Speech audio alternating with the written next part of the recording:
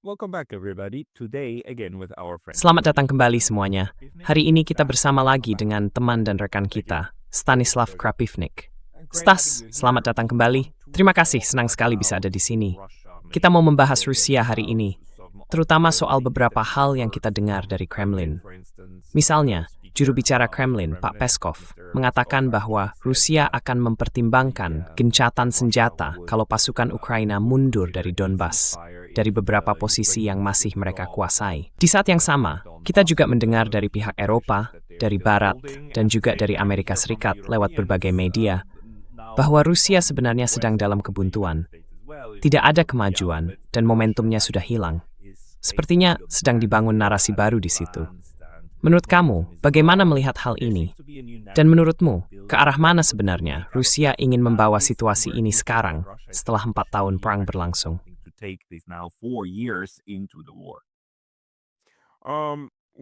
First of all, the narrative. Pertama-tama narasinya, mereka belum menyelesaikan narasinya. Kalau kita lihat narasi di tahun 23, 24, dan 25, lalu tiba-tiba di tahun 26, sekitar bulan Maret sampai April, muncul lagi narasi yang persis sama, hampir kata per kata. Rusia mandek, ekonomi Rusia runtuh. Katanya kita selalu runtuh, 24 jam sehari kita runtuh. Kita runtuh begitu parah, sampai-sampai kita kan nggak bisa runtuh lagi. Hal sedang diskaris runtuh to straight discrete and families. Ekonomi Kremlin semua.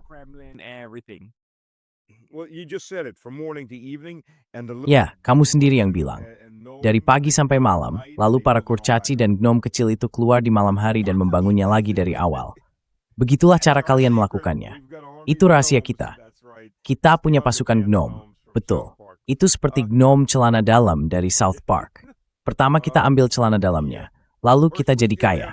Entah kenapa langkah kedua selalu hilang.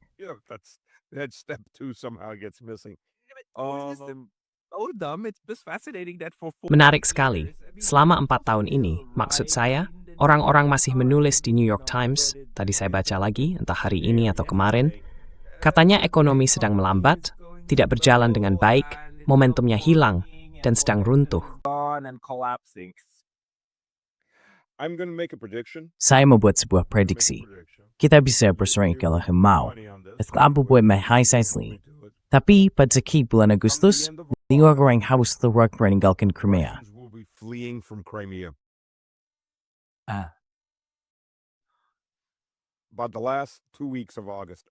Menjelang 2 minggu terakhir bulan Agustus, semua orang Rusia akan kabur dari Crimea. Mereka akan kehabisan bahan bakar, atau setidaknya beberapa pom bensin kecil akan kehabisan stok. Akan ada antrean panjang orang Rusia yang melarikan diri dari arah barat daya, tepat di akhir musim wisata.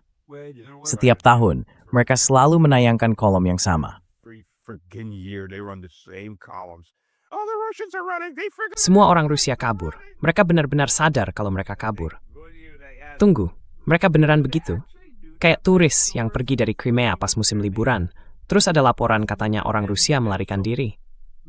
Aku sendiri belum dengar soal itu. Setiap tahunnya, di akhir bulan Agustus. Jadi keluarga ini, istrinya bilang, aduh, aku nggak mau pulang, ini luar biasa banget, orang-orangnya hebat, aku pengen balik lagi. Tapi mereka potong semua bagian tentang orang-orangnya. Bagian hebat, aku nggak mau pulang, tapi kita harus pulang. Dipotong sedikit, lalu dipakai di barat sebagai propaganda. Katanya, lihat, semua orang Rusia kabur, mereka lari menyelamatkan diri setiap tahun. Padahal sebenarnya, ya, di akhir Agustus, saya tahu dulu kami juga begitu. Kami bilang, oke, kita ambil liburan lebih awal dan pulang pas waktunya tenang. Akibatnya, macet besar-besaran, karena ada sekitar 5-6 juta orang di mobil mereka. Semua lewat jalan tol utama yang sama.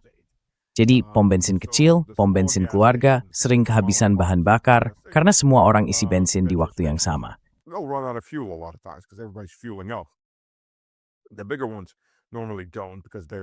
Yang besar-besar biasanya enggak, karena mereka punya logistik yang lebih baik, jaringan besar gitu. Tapi kadang mereka juga ikut soalnya, ya bayangin aja, kalau begitu banyak orang dalam waktu singkat turun ke jalan, ya pasti ada kecenderungan kayak gitu. Jalan utama, terus jalan penghubungnya. Jadi 5, 6, 7 juta orang, semuanya berangkat dalam 3 hari yang sama kan? Jadi jumlah mobilnya luar biasa banyak. Dan itu terjadi setiap tahun. Orang-orang Rusia kabur dari arah barat daya. Kapan saja sekarang, tentara Ukraina bakal merebut Sevastopol. Dan mungkin setiap tahun juga, sama seperti sebelumnya. Ya, mereka sudah memprediksi kejatuhan kita di majalah Time dan publikasi lain sejak sekitar tahun 99. And these other publications since about 1999. Yeah, so okay, It's that's the narrative on the one hand, but then on the other hand, Itu narasinya di satu sisi. Tapi di sisi lain, kita punya kenyataannya. Maksud saya, dari apa yang sudah terjadi sejauh ini, saya cuma mau bilang, ya, mari kita realistis bahwa Rusia masih akan ada besok. Saya rasa itu hal yang wajar untuk diasumsikan. Tapi yang jadi pertanyaan sekarang, bagaimana dengan Ukraina? Jadi pendekatannya akan seperti apa? Harus ada cara untuk entah bagaimana menurunkan ketegangan ini kan? Rusia gagap punya kepentingan untuk berperang selama 30 tahun soal ini. Jadi pesan Anda, ada semua yang berjalan. over there. So where do you see it going? Well, there are several factions in the Kremlin. Let's begin with that. Ya, di Kremlin itu ada beberapa faksi. Mari mulai dari situ. Seperti halnya di pemerintahan manapun, semua orang punya kecenderungan sendiri. Di Barat, orang sering ingin memberi nama dan wajah pada satu negara, satu masalah, lalu bilang, itulah seluruh masalahnya. Padahal Rusia, seperti masyarakat besar atau negara besar lainnya, punya banyak faksi di dalam faksi. Masih ada faksi liberal yang tersisa. Jumlahnya memang jauh berkurang, tapi masih ada. Faksi ini ingin bersikap baik dengan Barat dan berusaha kembali ke masa 2012 dan ke momen-momen delusional lainnya, seperti itu. Dengan berbagai alasan. Other delusional moments like that, for various reasons. Some may have be invested in the West. Sebagian mungkin punya kepentingan di Barat. Ada juga yang anaknya tinggal di sana. Ada yang mungkin cuma delusional, berpikir, kita bisa berdamai saja, lupakan masa lalu, dan semuanya akan baik-baik lagi. Siapa tahu ada juga yang mungkin menerima sesuatu. Itu satu sisi. Lalu ada pihak yang lebih netral dan rasional, dan ada juga kelompok yang benar-benar keras. Dan tahu nggak, saya dulu pikir saya agak militan. Saya pikir saya militan. Tapi ternyata, setelah nonton wawancara Karganforov, enggak. Ternyata saya jauh lebih rasional dari yang saya kira. Well, actually, much more rational than I thought I was. That interview was pretty hard. Wawancara itu cukup berat buat saya. Maksud saya menontonnya sampai habis. Menyeramkan rasanya mendengar dia bicara soal menjatuhkan bom nuklir ke Eropa. Tapi ya, memang ada kelompok garis keras. Iya. Hardcore faction, yes. Kalian tahu, saya sudah bilang bahwa Rusia perlu melakukan serangan dan mungkin juga serangan konvensional ke Eropa. Saya juga sudah bilang, misalnya, beri NATO waktu 24 jam untuk menutup pangkalan di Polandia yang ada di perbatasan dan jadi jalur masuk semua peralatan itu. Dan kalau mereka tidak mau, ya sayangnya, hancurkan saja. Itu tembakan peringatanmu. Itu tembakan di depan haluan. Bukan sekadar serang sekali atau 2 kali, tapi benar-benar hancurkan total. Tuan-tuan, apakah kalian mau lanjut? Kita bisa lanjut dari situ, tapi lakukan dengan langkah yang rasional seperti itu. Jangan langsung lompat ke sudut yang paling ekstrem.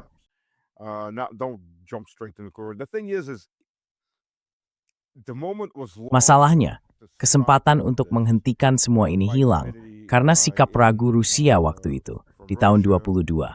Saat Slovakia jadi negara pertama yang ngasih tank ke Ukraina. Kenapa Slovakia yang pertama?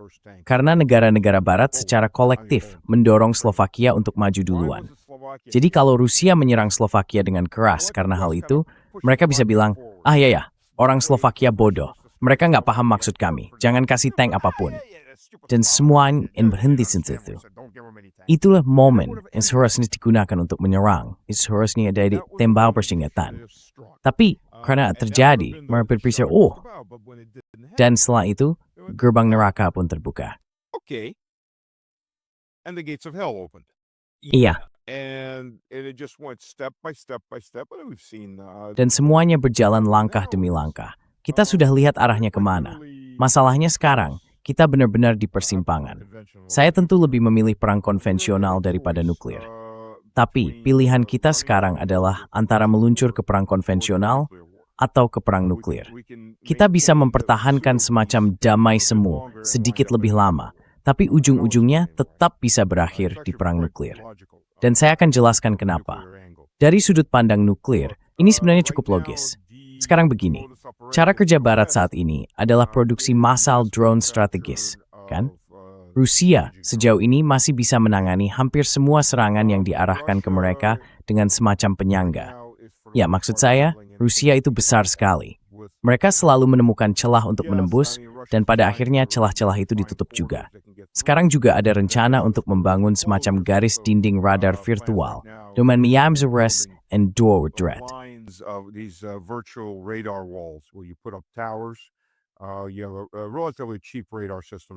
Kamu punya sistem radar yang relatif murah. Jangkauannya cuma sekitar 20 km atau 10-15 km.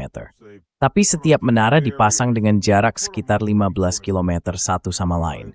Jadi mereka bikin semacam penghalang, dan itu bisa dipasang dengan cukup cepat. Elektroniknya juga nggak terlalu canggih. Memang nggak perlu. Fungsinya cuma sebagai pemicu awal kalau ada sesuatu yang terbang lewat. Dengan begitu, kamu menutup semua jalur atau arah yang bisa dipakai musuh untuk mengirim drone mereka. Dari situ kamu bisa dapat tanda radar dari apapun yang datang dan bisa langsung bereaksi. Karena memang itu yang mereka lakukan sekarang. Seperti yang saya bilang, Rusia itu luas banget. Dan kalau kamu punya sistem radar utama, radar yang kuat, selalu ada 1 atau 2 koridor yang bisa ditemukan.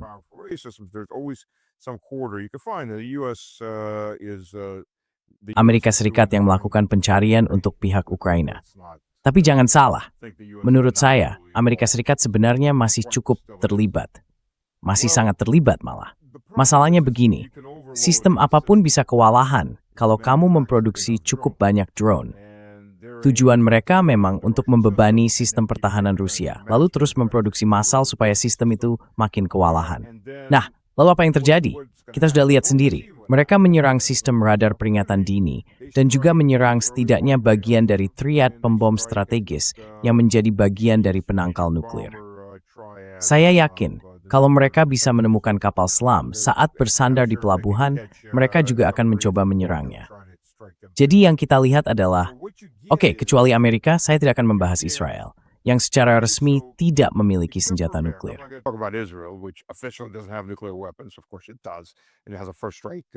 Tentu saja, dan negara itu punya doktrin serangan pertama untuk senjata yang bahkan belum dimilikinya.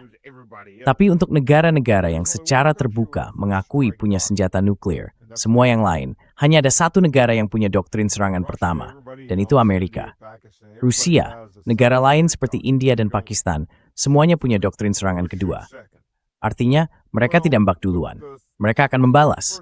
Nah, tujuan dari doktrin serangan pertama itu bukan sekadar mencegah musuh menembak, tapi menyerang cukup keras untuk menghancurkan sebagian besar kemampuan musuh dalam menembak balik. Jadi, kalaupun musuh sempat menembak, serangannya akan cukup kecil sehingga kamu masih bisa bertahan dari serangan balasan dan memenangkan perang nuklir. Tapi disinilah masalahnya. Kalau ada satu negara yang jadi kekuatan nuklir super dan juga kekuatan ekonomi super, tapi sekarang buta.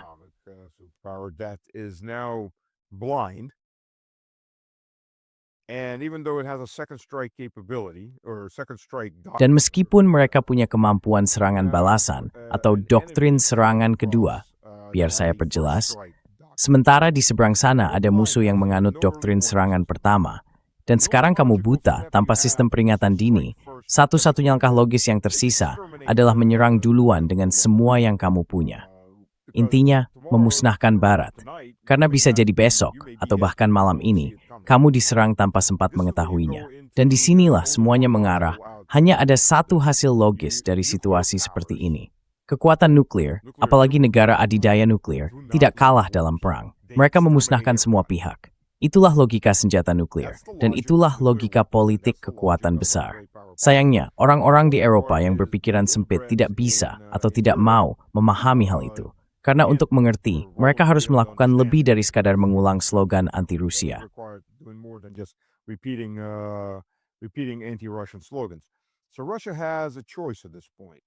Jadi, Rusia sekarang punya pilihan. Karena Eropa, Rusia itu 42% dari Eropa, tapi sisanya di sana mereka seolah nggak bisa mengendalikan diri. Mereka seperti anak kecil, bukan anak yang terlalu cerdas, tapi punya mainan besar. Dan mereka tampaknya nggak bisa berpikir jauh ke depan. Mereka begitu terjebak dalam ideologi, sampai nggak bisa melihat langkah berikutnya. Rusia punya dua pilihan, menyerang secara konvensional ke pabrik-pabrik di Eropa, dan mengambil risiko perang konvensional, ya sudah kalau begitu, atau menunggu beberapa bulan lagi. Maksud saya, mungkin sampai akhir musim panas atau awal musim gugur, dan kita sudah masuk ke perang nuklir. Kira-kira disitulah posisi kita sekarang. Itu intinya, dan orang-orang Eropa tampaknya belum menyadari hal itu. No, they don't. And I have 2 or 3 points Tidak, to mereka make, tidak begitu. which Dan saya punya 2 atau 3 hal yang ingin saya sampaikan, dan saya ingin mendengar tanggapan Anda. Yang pertama ini lebih seperti sebuah usulan. Mari kita sebut mereka orang-orang Eropa, bukan orang Eropa dalam arti Anda termasuk di dalamnya. Karena yang jadi masalah adalah kelompok orang-orang Eropa ini, bukan penduduk benuanya. Jadi begini maksud saya. not the continents, not the inhabitants of the continent. Right. So the thing though is this war, the way that Perang ini, maksud saya, sudah berlangsung sejak 2014. Kita semua tahu itu. Dan dalam skala besarnya sudah berkecamuk sejak 2022. Jadi sudah 4 tahun. Satu hal yang kita pelajari selama 4 tahun itu adalah setiap kali perang ini hampir meluas keluar dari Ukraina ke arah Uni Eropa, setiap kali ada risiko akan bergerak ke arah lain, ke arah NATO, maka NATO akan the other direction, into the NATO direction. NATO would Enggak. do you remember that episode when this missile? Kamu ingat nggak waktu ada kejadian rudal yang jatuh di lahan petani Polandia, dan Zelensky langsung bilang, pasal 5 sekarang. Terus semua orang bilang, Zelensky, diam dulu, diam. Itu bukan urusanmu untuk ngomong. Mereka langsung membungkam dia, dan akhirnya dia harus minta maaf. Ternyata, rudal itu sebenarnya rudal Ukraina. Jadi, setiap kali ada situasi yang bisa bikin NATO benar-benar terikat oleh kewajiban pasal 5, mereka langsung menutupnya. Buat saya, itu artinya NATO memang nggak mau hal itu terjadi. Tapi sekarang masalahnya, orang-orang gila dan psikopat di Brussel dan Washington, sisa kelompok neokon yang dulu sudah memprovokasi Rusia sampai akhirnya menyerang Ukraina, mereka sekarang menggerakkan semua kekuatan politik untuk melawan Rusia.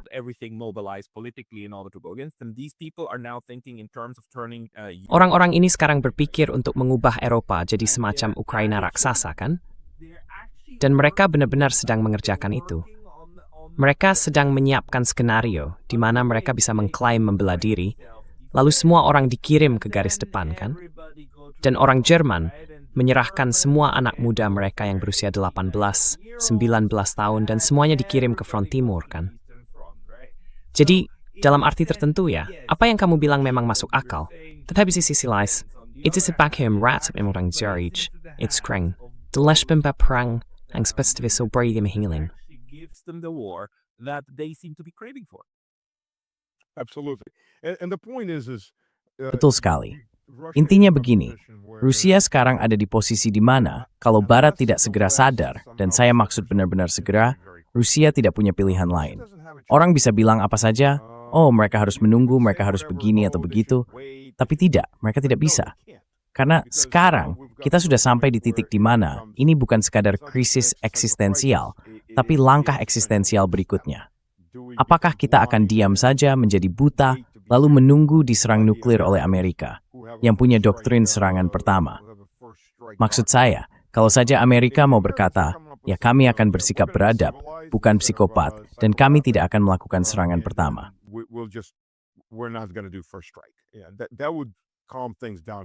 Ya, itu pasti bisa menenangkan keadaan cukup banyak. Tapi karena ada orang seperti Donald Trump yang sudah pernah mencoba membunuh Vladimir Vladimirovich, mari kita bicara terus terang saja. Serangan Valdai, atau percobaan serangan Valdai itu, memang sebuah upaya pembunuhan. Bahkan di Rusia, sekarang mereka sudah secara terbuka mengatakannya. Dulu mereka enggan menyebutnya begitu, tapi ya, begitulah kenyataannya. Apapun pembicaraan yang masih berlangsung, lawan yang dihadapi ini seolah nggak punya rem. Scholz, apapun yang bisa dikatakan tentang dia, jauh lebih rasional dibanding Mills, seperti yang tampaknya sedang ditunjukkan sekarang. as it seems to be pointing out. And even the EU. Bahkan para sosiopat di Uni Eropa, para pejabat UE yang duduk di sana, begitu beberapa dari mereka yang agak lebih rasional, saya nggak bilang sepenuhnya rasional, digantikan oleh orang-orang yang bahkan lebih nggak rasional, seperti Kaja Kallas, yang menurut saya punya kecerdasan setara batu bata rusak, dan sisanya makin terindoktrinasi, makin percaya pada omong kosong mereka sendiri. Mereka hidup di ruang gema, semua ngomong hal yang sama, dengar hal yang sama, dan itu terus menumpuk di kepala mereka. Misalnya first quote habis bisa dan bunuh gak butuh kepala kan? Kini menurut kemais semua betul gini ya. Jadi, the thing is how to deal with these broken bricks, right? So, because like the other thing that's going on is that the Europeans are. Karena hal lain yang sedang terjadi adalah orang-orang Eropa mulai bicara lagi soal payung nuklir dan sebagainya. Tapi, apakah benar Trump memang bilang tidak? Kita tidak akan menempatkan rudal nuklir jarak menengah. Saya pernah dengar soal itu, tapi saya masih perlu memastikannya. Nah, pihak Prancis bilangnya, kami bisa saja membuat payung nuklir versi Prancis. Dan yang menarik, Rainer Rupp, mantan mata-mata Jerman Timur di NATO, pernah bilang ke saya, lihat Pascal, Tugrit Sas dit small payung nuklir sti, sebenarnya buku dit candidate di besmol, dan bertrang nuklir di relief hui. Jadi sekarang, Jerman seperti bilang, wah, payung nuklir.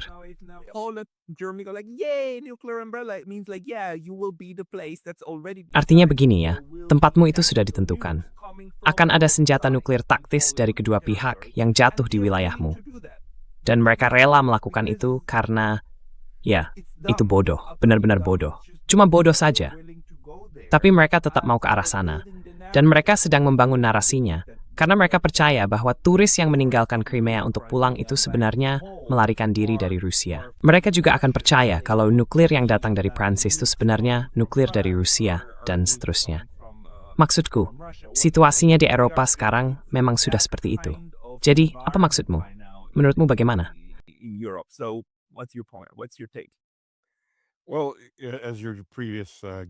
Seperti yang dikatakan tamu-tamu Anda sebelumnya, ya memang ada ranjau nuklir. Amerika Serikat katanya punya peluru artileri nuklir kaliber 155 mm. Itu dikembangkan sejak tahun 60-an.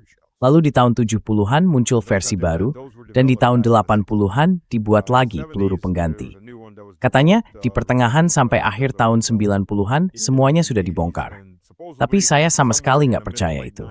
Dan yang kedua, kami dulu dilatih, ya bukan pelatihan besar-besaran sih. Tapi kami diberi pengarahan dan latihan tentang apa yang harus dilakukan kalau terjadi perang nuklir. Maksudnya perang nuklir taktis. Jadi amunisi nuklir taktis yang dipasang di howitzer 155 mm versi modern itu punya semacam blok pendorong di belakang peluru untuk menembakkannya lebih jauh.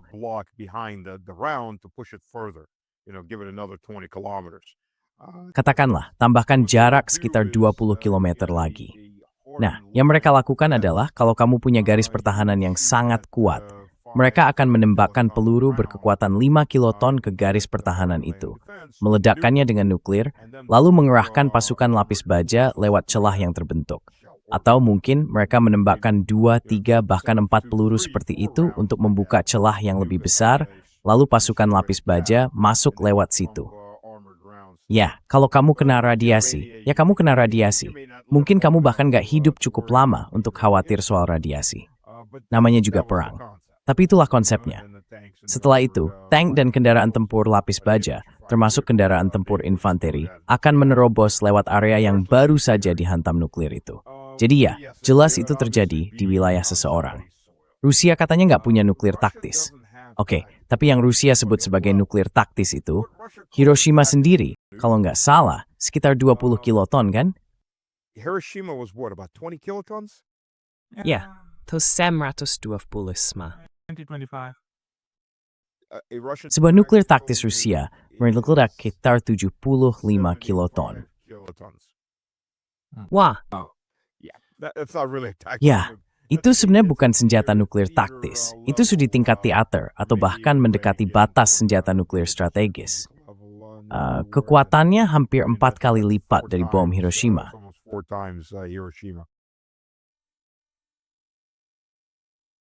No, there's just a way. I mean, this is the one Gak point where I mungkin. must say, Maksud like, saya, whenever ini satu hal yang harus we saya agree bilang. with Ya one terserah deh. a nuclear Tapi war saya can sepenuhnya only setuju one dengan way. yang kita tulis. Perang nuklir itu nggak bisa dimenangkan. Dan nggak boleh pernah terjadi. Jadi begini, I do understand saya paham the banget rasa enormous frustrasi yang amount of besar itu. frustration, but Tapi sekarang, at this point, kalau like, lihat the diskusi di discussion in Rusia, Russia isn't apakah really benar-benar soal about bagaimana menyerang, bukan soal apakah akan menyerang? Atau masih ada pembahasan tentang bagaimana menciptakan zona penyangga yang dibutuhkan di Ukraina? Jadi Donbas sekarang bagian dari Rusia, dan akan selamanya begitu. Dan bahkan Karaganov ya, menarik juga waktu diwawancara. Even Karaganov, I mean, was interesting in the interview. Even he said we don't want Western Ukraine. Bahkan dia bilang, kami tidak mau Ukraina bagian barat, karena itu penuh dengan hal-hal yang tidak kami inginkan. Tapi seharusnya ada semacam, maksud saya bisa dibayangkan ada wilayah tengah yang netral, semacam zona penyangga, yang setidaknya memberi jarak beberapa ratus kilometer antara dua wilayah konflik. Lalu ada bentuk pertahanan yang bisa membantu Rusia menghadapi serangan drone yang datang, dan gencatan senjata, yang pada dasarnya akan menjadi konflik beku. Apakah dia ada masa sudah garrison bahwa setuju ending dekai konflik beku the battlefield Gejaslik ada 20 tilin? Mencari motivaton. A frozen conflict that's just left there for 20 years, but Russia can live. Well, first of all, just to Baik, pertama-tama, kalau kita mundur sedikit dan melihat dari sisi sejarah, kalau kita bicara tentang Rusia abad pertengahan, sebelum masa Mongol, dan ada alasan kenapa kita menyebutnya begitu, Rusia pra-Mongol itu membentang jauh ke barat sampai ke Galicia, dan ke timur sampai ke Vladimir, sekitar 250 km, lalu sampai ke Murom, sekitar 200 sampai 250 km di sebelah timur Moskow. Itu wilayah yang sangat luas, bagian selatan Rusia, dan juga wilayah selatan yang sekarang menjadi Ukraina. Dulu sebenarnya adalah padang rumput kosong. Ya, bukan benar-benar kosong, tapi dihuni oleh suku-suku nomaden yang berpindah-pindah. Lalu ada Crimea.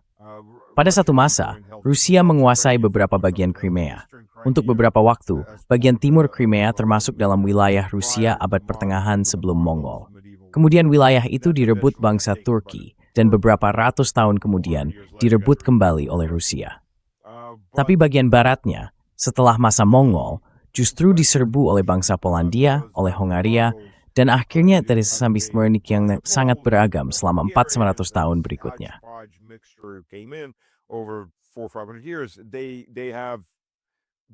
Mereka punya ya, basis sejarahnya memang Rusia. Tapi selama bertahun-tahun, dengan masuknya berbagai kelompok orang yang berbeda, semuanya sudah banyak berubah. Jadi ya sudahlah, kami nggak mau, kalian saja yang ambil. Zakarpattia dulu selalu wilayah Hungaria, sekarang jadi bagian dari Ukraina. Galicia dulu wilayah Rusia, tapi sekitar tahun 1400 sudah hilang. Dan ketika akhirnya kembali, sebenarnya wilayah itu nggak pernah jadi bagian dari Kekaisaran Rusia. Waktu Kekaisaran Rusia mulai meluas, daerah itu masih termasuk wilayah Austria-Hongaria. Jadi, ya, sebenarnya nggak ada yang benar-benar menginginkan daerah itu. Stalin membuat kesalahan besar waktu menambahkannya. Seharusnya dia serahkan saja ke Polandia, dan biarkan mereka yang pusing. Dan orang Polandia memang menginginkan tanah itu. Tapi mereka nggak mau berurusan dengan orang Ukraina Barat.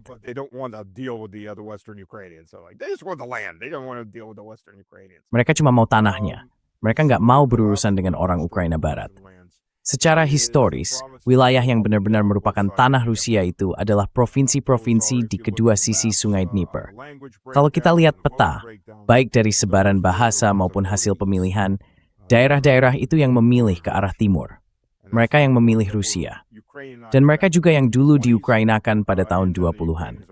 Sekarang, kemungkinan besar, orang Ukraina sedang berusaha mengukrainakan mereka lagi. Pertama-tama, di sanalah kebanyakan laki-laki yang dipaksa ikut perang dikumpulkan, supaya bisa menyingkirkan orang Rusia lewat pertempuran. Jadi begitulah situasinya di sana. Masalahnya, ya apa yang kamu bilang sebenarnya bukan solusi yang buruk, tapi masalahnya juga. Pertama, nggak ada kepercayaan.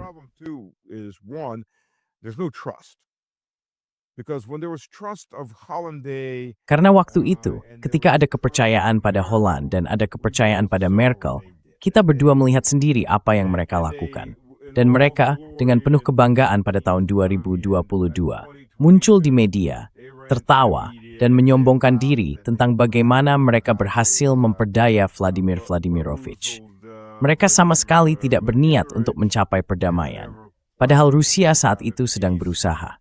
Rusia waktu itu benar-benar berupaya menjaga agar Ukraina tetap utuh, kecuali Crimea, dan mempertahankan sisanya sebagai wilayah yang difederalisasi. Itulah yang menjadi inti dari protes besar di wilayah timur. Mereka menginginkan konsep yang dianggap radikal itu. Mereka menginginkan federalisasi, supaya mereka bisa punya suara dalam pemerintahan di Kiev, supaya mereka bisa memilih gubernur mereka sendiri, at sinapempin olitar oligarki, ang ganyan member of authoritative gaki. Ang sibagkap gilay spronto, fatsan iti. Crazy things like that. Federalization. And in turn, they got terror. Dan sebagai gantinya yang mereka dapat adalah teror. Waktu itu disebut Minsk I dan Minsk II. Lalu apapun sisa kepercayaan yang mungkin masih bisa diselamatkan setelah semua itu, Merkel dan Hollande memastikan hal itu tidak akan pernah terjadi. Setelah mereka, muncul seluruh barisan orang Eropa yang jujur saja benar-benar bodoh. Parade orang-orang sempit pikiran yang datang dan berteriak setiap hari, kita akan melenyapkan Rusia. Kita harus mengalahkan Rusia. Kita harus menghancurkan Rusia. Kita harus memecah Rusia jadi bagian-bagian kecil. Nah, semua orang di sini mendengar itu. Dan kalau kamu mendengarnya cukup sering, ya, untuk sementara kamu bisa bilang, itu omong kosong. Mereka cuma bicara asal.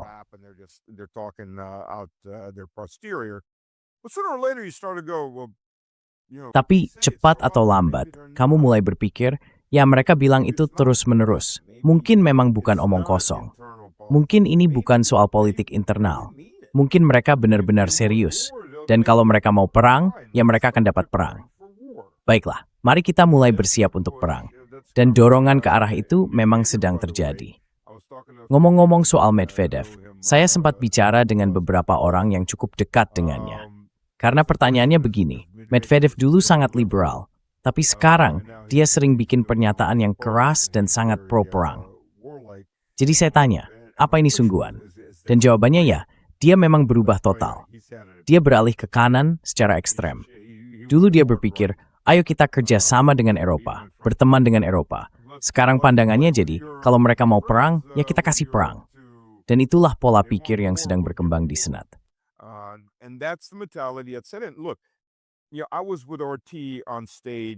Jadi begini, waktu itu saya bersama RT di atas panggung yang menghadap ke lapangan merah. Kami mungkin sekitar 500 meter dari lapangan merah di sebuah hotel besar.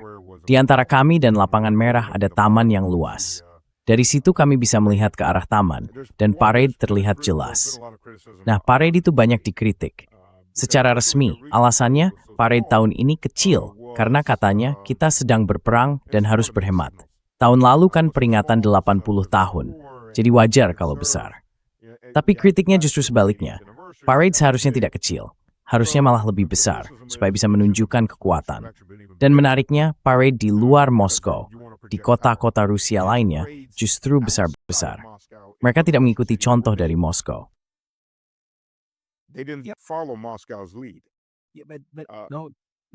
Tapi tenang aja, Stas. Mau besar atau kecil, orang Eropa nggak bakal menyiarkannya juga. Mereka cuma mengabaikannya.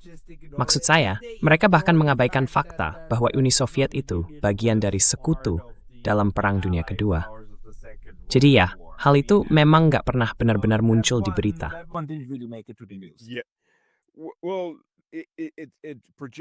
Ya, hal itu berdampak ke dalam Rusia sendiri. Dan saya akan bilang begini, termasuk saya sendiri, saya tidak akan bohong. Sebagian besar orang sangat berharap Zelensky akan mencoba melakukan sesuatu. Karena Kremlin sudah menempatkan dirinya dalam posisi bahwa kalau dia benar-benar mencoba, mereka harus membalas. Dan balasannya akan langsung ke pusat kekuasaan, tempat para elit tinggal, di Bankovskaya, yang omong-omong adalah jalan yang ditutup oleh patroli militer. Saya tahu itu dari beberapa orang di sana. Mereka hanya mengizinkan orang tertentu lewat. Ya, mereka takut pada rakyat biasa. Tahu kan warga Ukraina sendiri. Jadi disitulah para elit berada. Secara harfiah, kami punya drone yang memantau mereka keluar masuk mobil, apartemen, dan kantor mereka. Jadi ya, kesepakatan yang paling banyak disetujui waktu itu adalah hancurkan saja. for God's sakes, finally, just take it out. So Demi everybody, Tuhan, everybody akhirnya knows ya what sudah, Zelensky was doing. keluarkan saja. Jadi semua orang yang saya kenal berharap Zelensky melakukan sesuatu. Mereka benar-benar berdoa supaya Zelensky akhirnya mencoba menyerang parade itu, supaya kita bisa benar-benar melakukannya. Itulah suasana di Rusia sekarang. Bukan suasana kami hanya ingin damai. Justru makin banyak orang yang jadi lebih militan. Ada 2 pasukan tank yang sedang menunggu di belakang. Dan pertanyaannya, kenapa mereka belum dikerahkan? Hancurkan saja Ukraina sekalian. Dan itu yang paling besar. Ini tahu kan, para jenderal aktif tidak akan mengatakannya. Tapi para jenderal cadangan yang bilang begitu. Bahkan, yang sebelumnya, saya lupa namanya, komandan sebelum Gerasimov, dia terang-terangan bilang, kenapa kita berperang seperti ini? Predecessor has flat out come out and said, why are we fighting like this? Why haven't we done a blitzkrieg on them yet? Kenapa kita belum melakukan serangan kilat terhadap mereka? Maksud saya, kritiknya sekarang makin keras dan tekanannya juga makin besar. Kita punya pasukan tambahan, kita punya perlengkapan. Kita sedang memproduksi tank dalam jumlah besar, sekitar 1.200 tank baru setiap tahun. Benar-benar, 1.200 tank tempur baru setiap tahun. Semua ini sedang dipersiapkan untuk perang besar dengan Eropa. Perang yang dimulai oleh pihak Eropa. Tapi kita sudah punya semua sumber daya. Hancurkan saja pasukan Ukraina dan selesaikan semuanya. Kita akan menanggung korban, tidak apa-apa. Tapi dalam jangka panjang, mungkin jumlah korban justru lebih sedikit dibanding kalau kita terus kehilangan sedikit demi sedikit setiap hari. Then just having a small amount every single day. But go where? Go where? I mean, how? Tapi mau kemana? Maksud saya, apa sih solusi militer untuk Ukraina kalau nggak ada yang mau Galicia? Kiev? Oke, lalu setelah Kiev, terus apa? Setelah itu Ukraina tetap ada, dan mereka akan terus menyerang dengan drone, baik ke kalian maupun ke Kiev. And Kiev. True, you'll have a rump Ukraine. Benar, akan ada Ukraina yang tersisa dalam bentuk kecil. Ada yang bilang sampai ke perbatasan Polandia. Saya tidak setuju dengan itu. Pertama, begitu yang tersisa hanya Ukraina kecil. Ukraina yang bangkrut dan hancur. Memang, mereka masih bisa terus menyerang dengan drone, dan kamu bisa terus melakukan misi ke wilayah itu. Kalau kamu mau ambil pendekatan seperti Israel, ini perbandingan yang kurang pas, tapi tetap saja. Kalau kamu mau ambil pendekatan seperti Israel, banyak orang bilang, tanpa kita Papua Ilang. Ya lawan. Oh iya. Iya. Oh my God, please no. Oh yeah. No, well, not this. I'm not talking about, Saya bukan sedang bicara soal pemusnahan penduduk atau semacamnya. Tapi kalau mereka mau masuk ke sana buat menyingkirkan seseorang, ya masuk saja dan lakukan itu. Kenapa kita nggak melakukan hal yang sama? Kenapa kita nggak pakai pendekatan seperti Iran? Iran sudah menghancurkan 13 pangkalan Amerika, memukul militer AS di mana-mana, di kepala, di lutut, di wajah, pokoknya dihajar habis-habisan. Dan militer AS cuma bilang, oke. Nah, kenapa kita nggak melakukan hal yang sama? Kalau militer AS aja nggak bisa menghadapi Iran, gimana caranya mereka mau menghadapi militer Rusia yang ukurannya 5 kali lebih besar? going to handle the Russian military, which is 5 times bigger. Yeah, but that's a very legitimate question. Ya, On the tapi other hand, itu pertanyaan yang sangat masuk akal.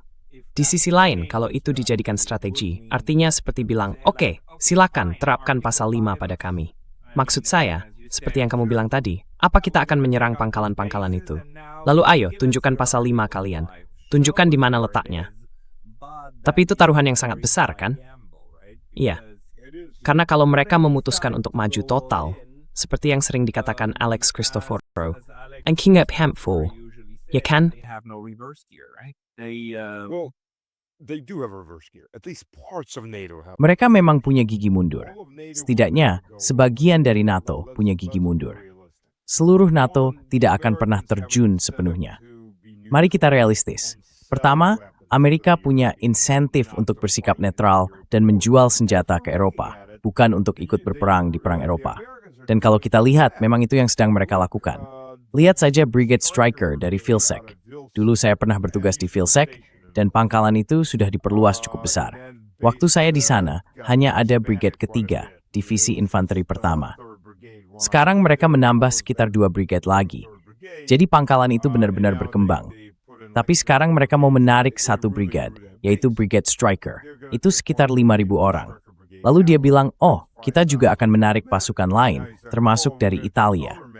Amerika Serikat sedang mundur di semua lini, karena tidak mau terlibat langsung dalam perang ini.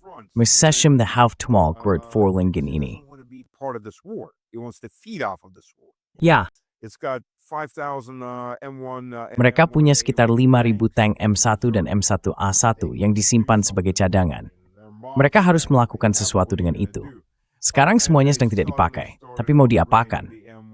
Oh, dan tiba-tiba mereka mulai memutakhirkan M1 menjadi M1A1, mengganti lapisan baja dengan komposit, mengganti meriam utama dari kaliber 105 menjadi 120.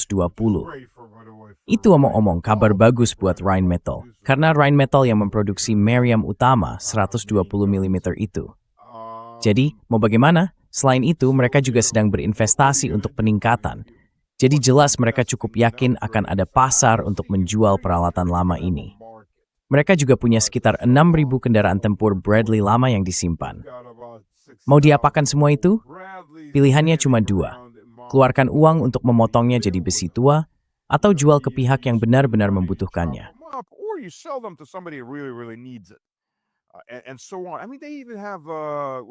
Dan seterusnya. Maksud saya, mereka bahkan masih punya rudal Hawk yang dulu dipakai militer Amerika, rudal anti pesawat dari sekitar tahun 91, 92, dan mereka masih punya ratusan unitnya, baik peluncur maupun rudalnya. Jelas mereka menunggu sesuatu atau tempat untuk menjualnya, karena itu harus dirawat, harus keluar biaya untuk itu. Nah, setelah saya bilang begitu, ada juga pihak-pihak di luar Amerika yang tidak akan ikut bertempur. Turki misalnya, hampir pasti tidak akan ikut berperang. Mereka tidak punya keuntungan apapun dari situ. Yunani mungkin malah akan mengalami revolusi. Begitu juga Bulgaria. Kita baru saja lihat hasil pemilu di Bulgaria. Mereka jelas bukan pihak yang mendukung.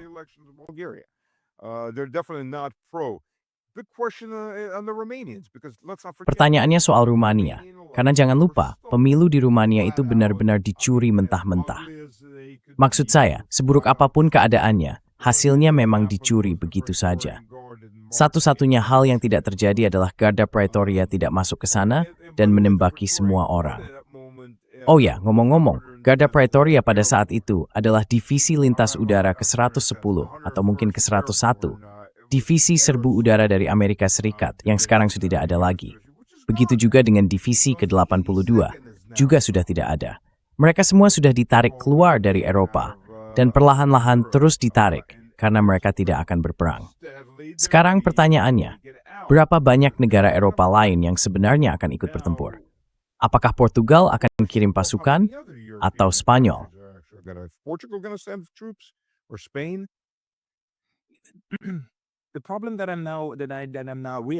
masalah yang baru saya sadari sekarang, setelah mendengar cara kamu menggambarkan pola pikir di Rusia juga, adalah bahwa kita ternyata jauh lebih dekat ke ambang ramalan yang jadi kenyataan sendiri daripada yang saya kira. Karena saya pikir, saat ini yang paling bersemangat soal perang itu, terutama orang Jerman, yang menyebarkan semua omong kosong itu. Dan di tingkat sosial juga, bukan cuma di kalangan elit, tapi kamu tahu, sampai ke gereja-gereja evangelis yang mulai bersiap. Oh, saya tahu, saya juga melihat itu. Maksudnya, seperti yang dikatakan Matthias Desmet, formasi massa itu sudah terjadi, sudah mencengkeram. Rasanya seperti kita kembali ke histeria COVID, tapi kali ini dengan perang, di salah satu wilayah paling penting di Eropa yang bisa memimpin gelombang itu kan. Dan mereka bukan bilang kalau perang terjadi, tapi ketika perang terjadi, betul?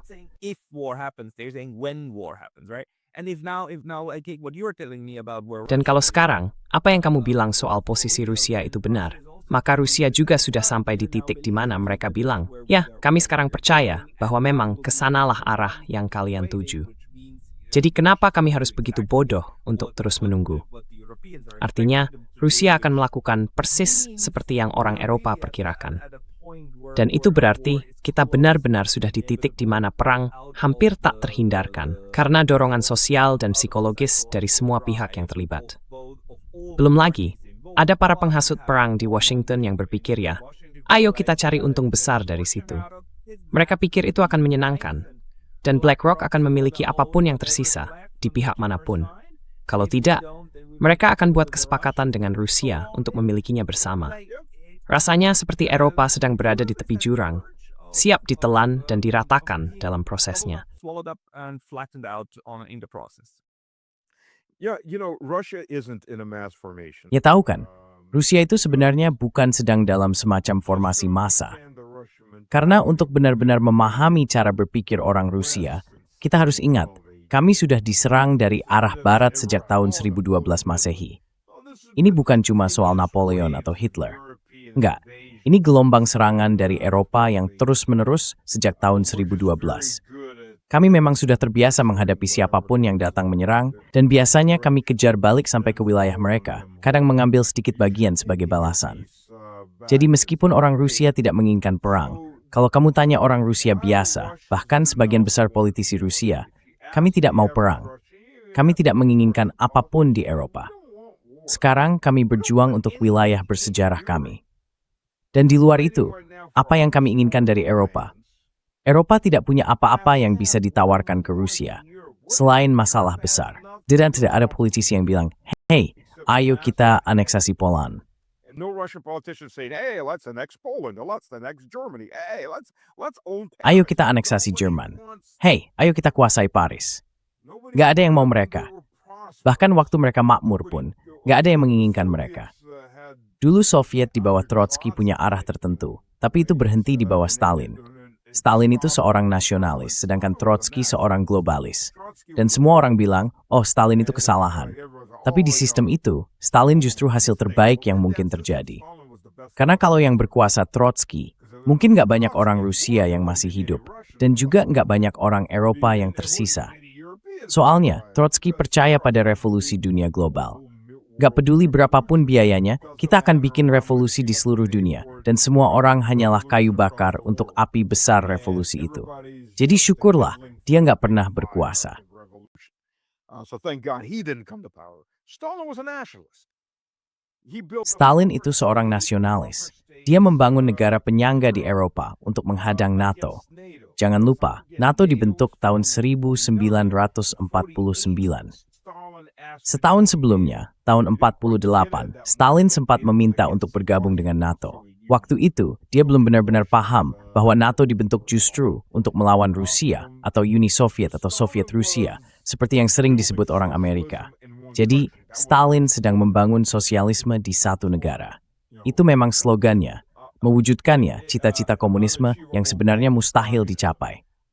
Cahaya di ujung terowongan yang diharapkan banyak negara itu ternyata bukan jalan keluar, tapi kereta yang datang dari arah berlawanan. Begini, maksud saya, di dunia ini nggak ada negara yang benar-benar sosialis murni, dan juga nggak ada yang kapitalis murni. Nggak mungkin hidup di salah satu ekstrem. Semara pastino campuran. Dan ekonomi ekonomi campuran jauh sebelum memberlabel fase sistem. Kita punya kapitalisme negara, seperti di Rusia, dan banyak negara lain. Bahkan di zaman Romawi dulu, mereka sudah punya campuran antara sosialisme dan kapitalisme. Karena memang itu yang berhasil. Itu bagian dari sistemnya. Mungkin waktu itu belum ada istilahnya. Tapi ya, seperti itulah kenyataannya.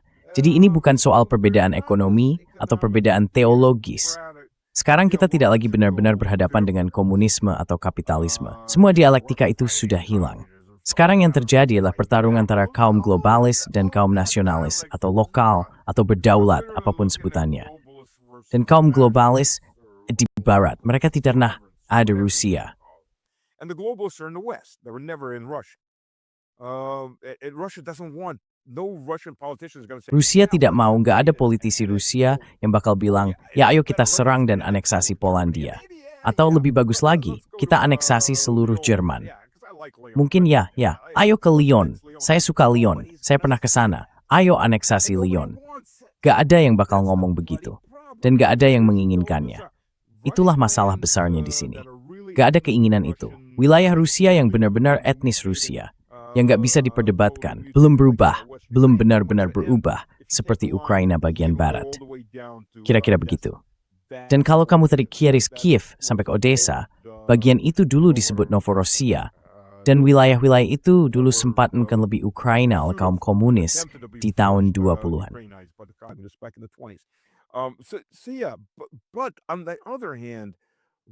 Tapi di sisi lain, Rusia sudah punya 1000 tahun pengalaman menghadapi invasi dari barat.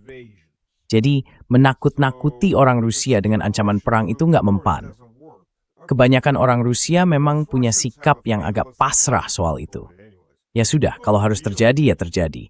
Kalau saya harus berperang, ya saya berperang. Oke, baiklah. Terserah, saya nggak mau berperang. Tapi kalau harus, ya saya akan berperang. Itulah mentalitas orang Rusia.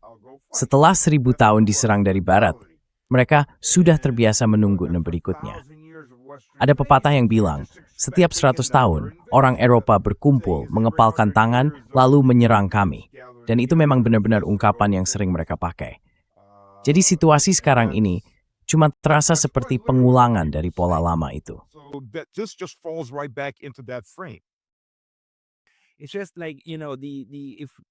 Jadi begini, kalau kita ikuti alurnya, yang terjadi sekarang adalah kita sedang menghadapi peningkatan intensitas perang yang sebenarnya sudah berlangsung. Awalnya, saya sudah buat gambar kecil untuk pembicaraan ini, dan saya mau menamainya Akhir Permainan Rusia. Tapi sekarang saya sadar, sepertinya saya harus ubah judulnya, karena ternyata ini bukan akhir permainan.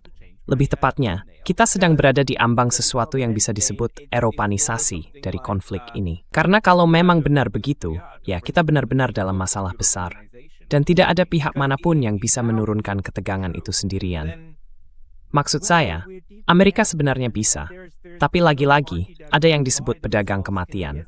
Istilah yang dulu dipakai di tahun 20-an, ketika orang masih paham siapa mereka, dan merekalah yang akan mencegah hal itu terjadi. Selain itu, tentu saja ini dianggap menguntungkan, karena setelah Ukraina tidak cukup, sekarang SPA dijadikan alat untuk melawan Rusia. Dan setelah itu, mungkin Jepang, Filipina, dan Taiwan akan diarahkan ke Tiongkok. Dengan harapan semua itu akhirnya cukup inti kekuatan.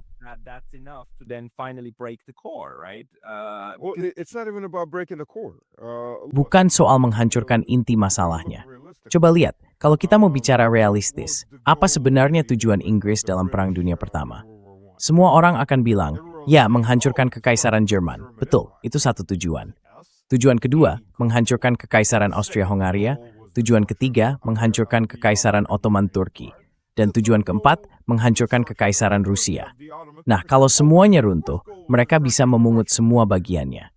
Inggris terseret ke situ. Mereka melakukan hal yang sama di Perang Dunia Kedua. Saya bukan sedang membela Hitler, dan mungkin saja Hitler tetap akan bergerak ke timur apapun yang terjadi, karena memang itu arah yang dia dorong. Ya, dia orang gila, tapi Inggris itu licik dan jahat. Mereka mendorong Hitler secepat mungkin untuk berperang dengan Stalin.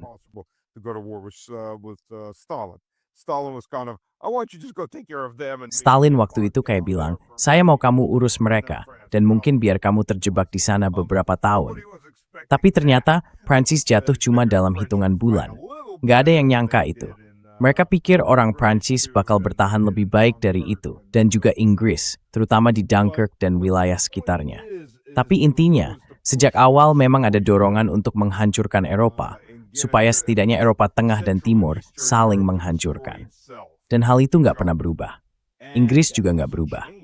Maksud saya, mereka masih main permainan besar itu di seluruh Eropa dan di mana-mana.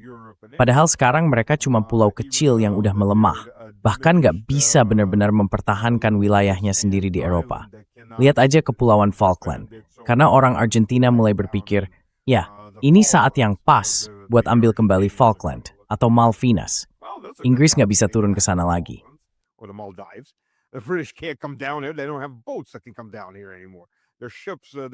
Mereka sudah nggak punya kapal yang bisa datang ke sini lagi. Kapal mereka, katanya Ratu Lautan, sekarang paling cuma jadi putri kolam. Mereka udah nggak bisa ngapa-ngapain lagi. Jadi ya, mereka memang sudah sampai di titik itu, tapi masih aja berusaha main permainan ini. Masih mau tampil seolah-olah mereka kekuatan besar dan berusaha mendorong pihak lain supaya saling berperang. Masalah dengan pembentukan massa yang nggak mau dibicarakan orang adalah, tahu nggak kapan pembentukan massa di Jerman itu runtuh? waktu Hitler mati. Word of the Führer- Perlawanan di Berlin langsung ambruk, begitu kabar kematian sang Führer mulai menyebar. Fanatisme orang Jerman waktu itu sudah di luar batas kebodohan. Pasukan besar terakhir mereka terbakar hidup-hidup di hutan selatan Berlin, waktu tentara merah mengepung mereka dan membombardir habis-habisan dengan bom pembakar. Benar-benar membakar seluruh pasukan hidup-hidup. Bombing the crap out of them with incendiaries, just burning an army alive. And the rest of the German force, except the Hungarian. Dan sisa pasukan Jerman, kecuali pasukan Hongaria yang masih bertempur. Ada beberapa unit Jerman yang bertempur bersama pasukan Hongaria. Tapi pada saat itu sudah menjadi front sekunder. Lalu di wilayah Ceko, pasukan SS dibantai di Praha. Rusia harus mengirim satu kelompok tentara ke arah sana. Konev mengirim satu korps dari kelompok tentaranya yang berangkat dari Berlin dan dalam 2 hari sudah sampai di Praha, mengusir pasukan Jerman. Tapi kekuatan utama Jerman sudah habis. Mereka sudah selesai. Sudah tidak ada lagi. Berlin sudah terkepung. Berlin sedang direbut. Mereka bertempur sampai akhir. Sampai akhirnya mereka menerima kabar bahwa pemimpin mereka sudah mati. Oh, baiklah. Berarti sudah berakhir. Dan setelah itu penyerahan massal pun dimulai. Well, it's over then. And the mass surrenders begin. And then instantly you get these people that were Dan lalu, tiba-tiba saja muncul orang-orang yang dulu seperti Hitler Jugend yang psikopat, yang mendadak berkata, kenapa sih kita berjuang untuk Hitler? Formasi massa itu runtuh dengan sangat cepat. Semua orang yang tadinya anti-fasis, sebenarnya dulu adalah penganut fasis sejati, sampai formasi massa itu pecah. Tapi formasi massa itu memang harus dipecahkan. Ia tidak akan runtuh dengan sendirinya. Mungkin butuh waktu puluhan tahun untuk hilang. Di Uni Soviet misalnya, formasi massa itu perlahan memudar, lewat teror dan hal-hal seperti itu. Pembersihan besar-besaran masih kuat waktu itu. Tapi akhirnya Uni Soviet mulai melunak di akhir tahun 40-an dan masuk ke tahun 50-an. Dan di tahun 60-an, sudah tidak ada hubungannya lagi. Bahkan tidak bisa dibilang cerminan dari apapun. Hanya bayangan samar dari apa yang terjadi di tahun 20-an dan 30-an.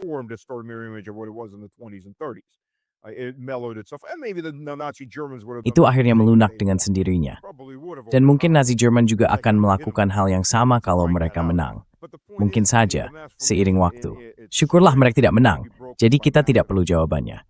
Tapi intinya begini, kekuatan dari pembentukan massa seperti itu hanya bisa dipatahkan lewat kekalahan besar. Kekalahannya harus begitu besar, sampai tidak ada lagi ruang bagi sebagian besar orang untuk mempertahankan fondasi ideologi yang dulu mendorong mereka masuk ke perang itu. Kamu tidak bisa lagi bilang, superpower Arya Nazi, ketika tentara Rusia berjalan di ibu kota kamu dan membuka dapur umum untuk memberi makan rakyatmu di sisa-sisa kota itu. Sulit sekali untuk tetap bilang, kita ras yang unggul pada titik ini. Pemariskar Hawihano Kika sebagaimana sampai ke titik itu kan? Setelah, itu pertanyaan saya. I don't think there's a way out. Saya rasa nggak ada jalan keluarnya. Sebenarnya saya nggak mau ngomong begini. Saya lebih suka semua orang bisa hidup sebagai teman. Ya, walaupun kita pasang pagar dan nggak saling lihat, tapi tetap hidup damai.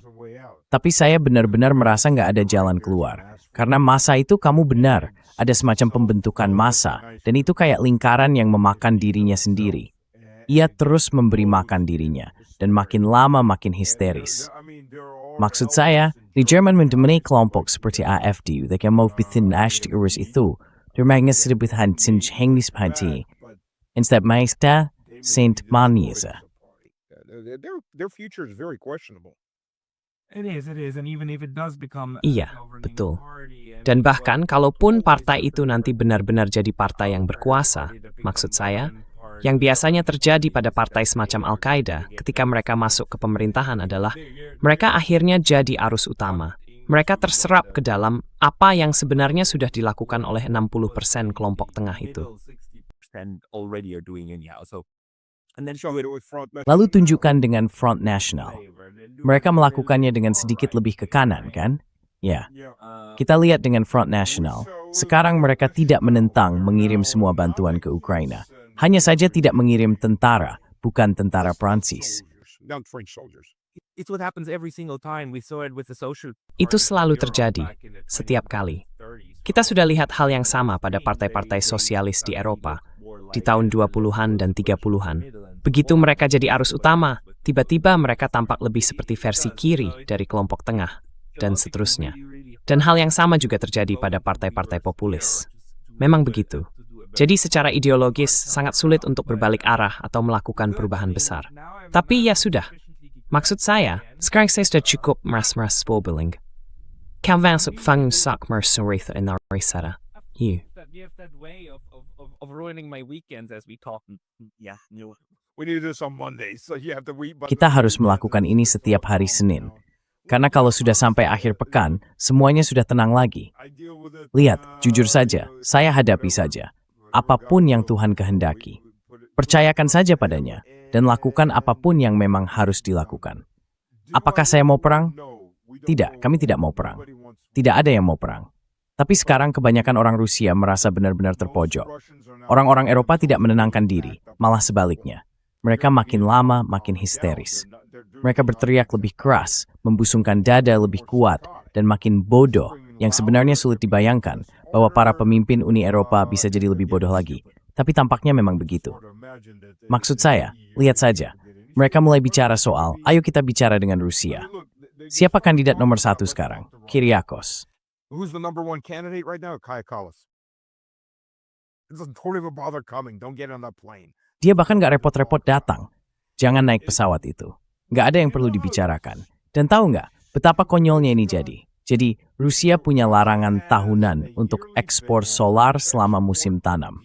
Musim tanam di Rusia itu 3 bulan, karena di bagian selatan Rusia, musim tanamnya mulai pertengahan, kadang bahkan awal Maret. Sekarang maju 2 minggu. Planet ini makin hangat. Maksud saya, kita sebenarnya sedang kembali ke kondisi sebelumnya. Ini bukan bencana iklim. Kalau kita lihat iklim dalam skala sejarah yang panjang, kita sedang ada di titik yang sangat rendah. Kita baru mulai naik lagi. Kita bahkan belum mendekati rata-rata kondisi planet selama 48 juta tahun terakhir. Jadi, mari mulai dari situ. Kita masih sangat rendah. Dan kita baru saja keluar dari bencana besar yang hampir memusnahkan seluruh kehidupan di bumi karena kadar CO2 turun terlalu jauh.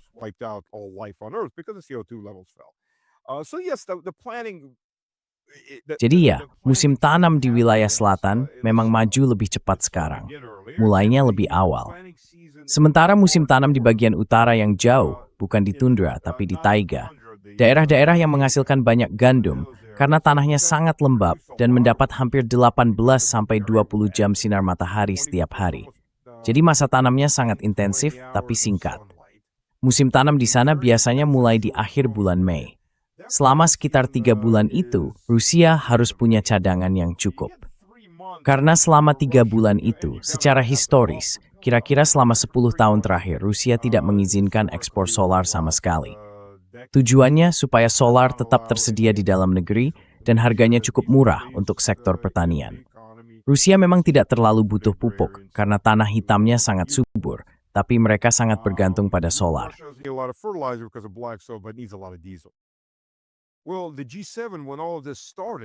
Jadi G7 itu, waktu semua ini mulai, mereka, dan ini sempat diberitakan juga, mereka bukan datang dengan sikap rendah hati ke Rusia sambil bilang, bisa jual sedikit solar nggak? Bukan begitu. Mereka datang dengan nada menuntut, kalian cabut sanksi kalian. Nah ini cara berpikirnya. Mereka merasa bisa merendahkan pihak lain di timur, seolah-olah mereka yang berhak menentukan bagaimana seharusnya kita bersikap. Padahal pihak yang mereka hina itu justru duduk di atas semua sumber daya yang mereka butuhkan. Maksud saya, Rusia secara harfiah bisa menutup diri dari dunia luar dan tetap baik-baik saja. Kami memproduksi hampir semua yang kami perlukan. Memang ada beberapa teknologi paling mutakhir yang belum kami miliki, tapi Tiongkok punya. Mereka sudah membuktikan diri lebih maju daripada Amerika. Chip photonic, kamu sudah lihat itu? Chip photonic tip rolling the super tower with think that's a 4-step tap terbaik and an invade you.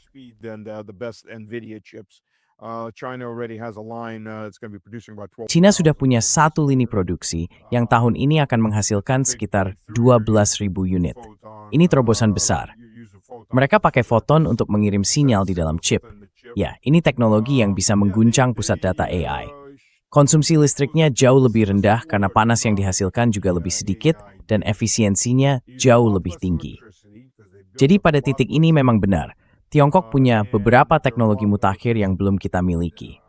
Tapi secara umum, untuk bisa bertahan dan bertahan dengan baik, industri pakaian di Rusia belum sepenuhnya pulih. Jadi, ya, kami memang masih mengimpor beberapa hal seperti itu, termasuk beberapa barang elektronik. Tapi banyak juga yang kami buat sendiri, seperti lemari es dan mesin cuci. Itulah sebabnya kami menemukan chip untuk rudal dari mesin cuci bekas.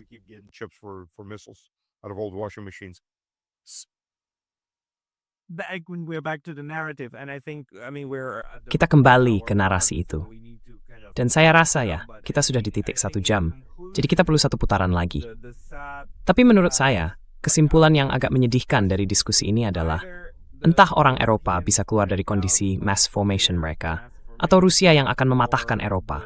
Karena pada dasarnya, kita sudah berada di dalam ramalan yang sedang terwujud dengan sendirinya itu sekarang. Self-fulfilling prophecy we are already in now. We are in a self-fulfilling prophecy. Kita sedang terjebak dalam ramalan yang jadi kenyataan sendiri. Sayangnya ya, kamu tahu, Rusia akan baik-baik saja. Kita tinggal bangun tembok besar. Lupakan bahwa benua Eropa lainnya masih ada, dan kita hanya akan melihat ke timur. Oke, kita bisa lakukan itu, bukan masalah. Tapi masalahnya, orang-orang di seberang tembok itu selalu ingin merobohkan tembokmu dan berbaris masuk ke ibu kota kita. Dan begitulah sejarahnya selama 1000 tahun. Secara harfiah, 1014 tahun.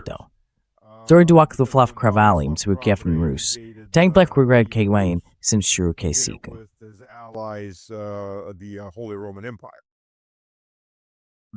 Lipa Place Grace Days. No. 1012. Enggak. Tahun 1012 Masehi. 1012. Jadi sudah lebih dari 1014 tahun. Sejak itu, datang gelombang demi gelombang tanpa henti.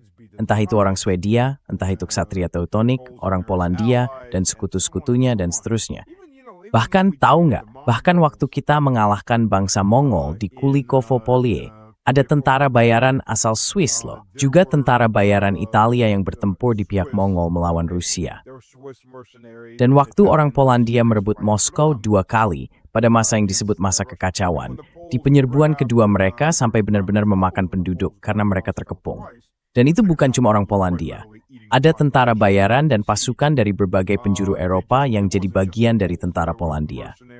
Jadi ya, ini memang terus berlanjut tanpa henti. Jadi ya, Rusia memang bukan sedang dalam formasi besar, tapi Rusia selalu punya rasa curiga, terutama ke arah barat, bukan ke timur. Kita cuma pernah diserang sekali dari timur, dan itu oleh bangsa Mongol. Setelah mereka membakar kota-kota kita dan menaklukkan kita, mereka praktis elking kita begitu saja. Tapi selama ekspansi mereka, itu jahat banget.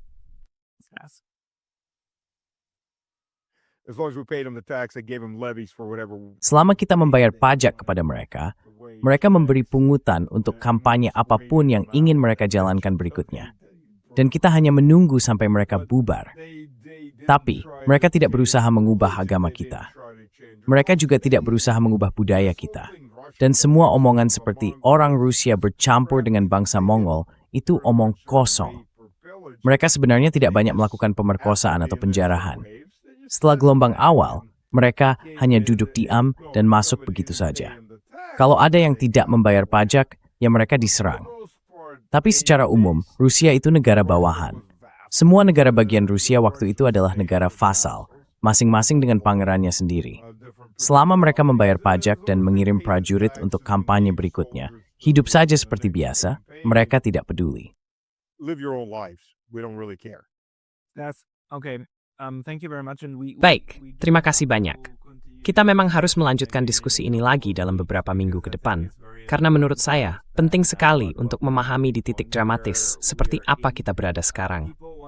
Bagi yang ingin mengikuti karya Anda, tentu bisa menemukannya di kanal YouTube Anda sendiri, Slavitsman, dengan huruf K.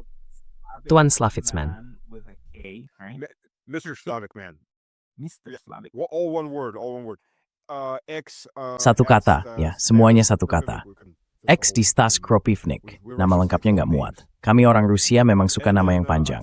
Lalu di Telegram, Stas Today Obratna itu channel berbahasa Rusia. Stas Was There adalah channel berbahasa Inggris.